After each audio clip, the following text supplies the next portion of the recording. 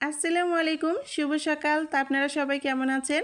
তো দেখেন, এটা হচ্ছে আমাদের বেলকুনি বারান্দার গ্রিল। আর বেলকুনি বারান্দার গ্রিলের ওই পাশে বাহিরটা হচ্ছে মানে আঙিনা বাড়ি, সেটাতে মানে মুরগি লালন পালন করা হয়। তো এখন যেই হলুমানেরা যেই 7.5 কাণ্ড দেখায়, তো আমাদের বাসার মুরগিরও সেম কিন্তু একই আমাদের সাথে 7.5 কাণ্ডই দেখাচ্ছে। তো কিভাবে দেখাচ্ছে পুরো ভিডিওটা দেখুন। তো এটা হচ্ছে আমাদের রুমের মানে বেলকুনির দরজা। আর এই যে উপরে ফল ছাদের মানে দরজা রাখা আছে বেলকুনি বারান্দায়। আর এখানে আছে একটা ছামচেট রাখা, মানে এচির মেশিন রাখার জন্য বেলকুনি বারান্দায়। তো এখন এই মুরগিগুলো আমাদের বাসার পালিত। এই বেলকুনির বারান্দার গ্রিল দিয়ে এই ছামচেটের উপরে, মানে কত উঁচুতে আছে এই ছামচেটটা কিন্তু বেলকুনি বারান্দার উপরে, সেখানে ডিম কয়টা দিয়েছে জানি না। তারপরে যে ফেলায় সবগুলো মানে ভেঙে দিয়েছে, দিয়ে কিন্তু কতটাই একটা বিরক্তকর ঝামেলা শুরু করে দিয়েছে। দেখেন মানে কয়টা ডিম ভেঙেছে তাও ঠিক বলতে পারবো না, মানে ওখানে কখনো দেখা হয়নি।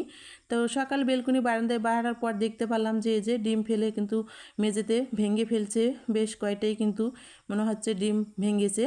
আর এই যে বেলকুনির বারান্দার গ্রিলগুলো অনেকটাই ফাঁক ছিল, আর এই ফাঁক দিয়ে কিন্তু মুরগিগুলো বেলকুনি বারান্দায় মানে চলে আসে বাহির থেকে, যে আমাদের আগিনা বাড়ি থেকে। তারপরে যে দেখেন এখন ফল ছাদের উপরে কি কাণ্ড করেছে, সেটা হচ্ছে যে গিজারের মেশিনের উপর দেখেন কিভাবে যে গিজারের মেশিনের উপর ডিম দিয়েছে। তো এটাও কিন্তু একরকমের একটা কাণ্ড ঘটাইছে, যে দেখেন গিজারের উপরে কিভাবে ডিম দিয়েছে।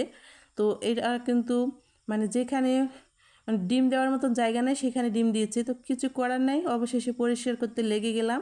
ডিমগুলো যেহেতু মেঝেতে ফেলে একদম মানে নোংরা করে ফেলেছে, আর পরিষ্কার না করে তো আর কোনো উপায় নাই।